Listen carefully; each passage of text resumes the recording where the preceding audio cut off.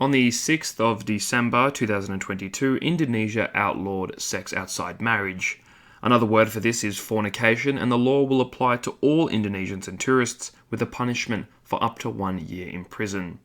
This has caused a massive shock and disruption, particularly for Australians who often travel to Bali in Indonesia for their holiday season. Other Western countries like the United States have criticised Indonesia for this new law, claiming that it may impact future investment into the country. A new law as abstract as this begs the question why it has been enacted in Indonesia. This video will show that the new legislation is about Islam and strengthening Islamic morality in Indonesia. You're watching All Things Humanities.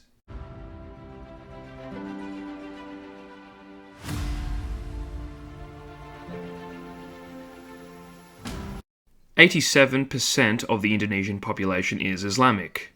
While the country is not an Islamic republic or an Islamic state like Iran, Islamic culture and morality dominates the country.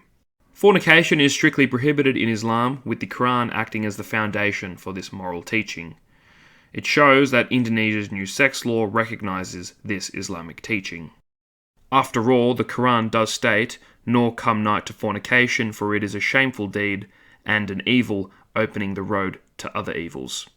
This new legislation is part of a bunch of changes to the Indonesian criminal code, which have spawned from a rise in Islamic conservatism in the Muslim-majority country of Indonesia.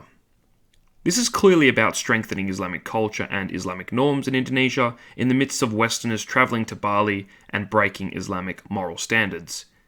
Indonesia has been able to become wealthy through Western tourism, and it seems like the Indonesian government is willing to squander its business for the sake of upholding Islamic morality.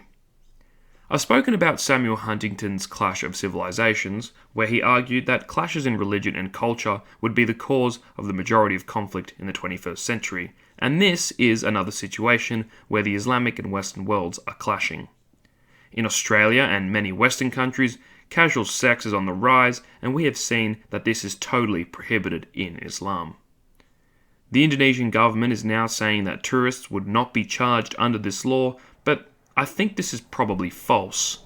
I mean, look at what happened in Qatar and the World Cup, where alcohol was originally allowed for World Cup supporters, but was then prohibited a few days before the opening ceremony.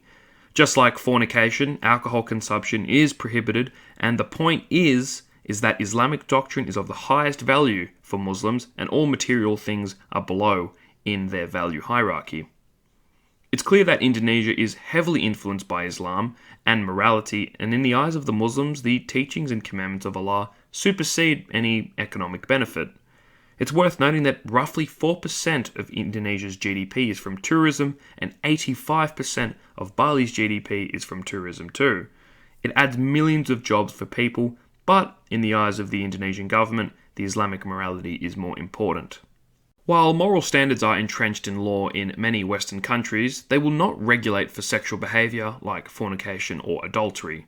Instead, you could expect a lot of Western countries to legislate for human rights abuses. While Indonesia is not an Islamic state, it's interesting to see how the country will still try to enforce Islamic morality by law. It's somewhat similar to how the hijab law was enacted in Iran, sparking controversy over Mahsa Amini. The frustration of Western countries with Indonesia's fornication law goes to show the clash of culture and clash of moral values between the Western and Islamic worlds. I think it's safe to say that you could expect more clashes between the Islamic and Western worlds over moral and cultural issues like this. Thank you for watching this video. I hope you enjoyed it. If you did, consider subscribing and liking the video for more content like this.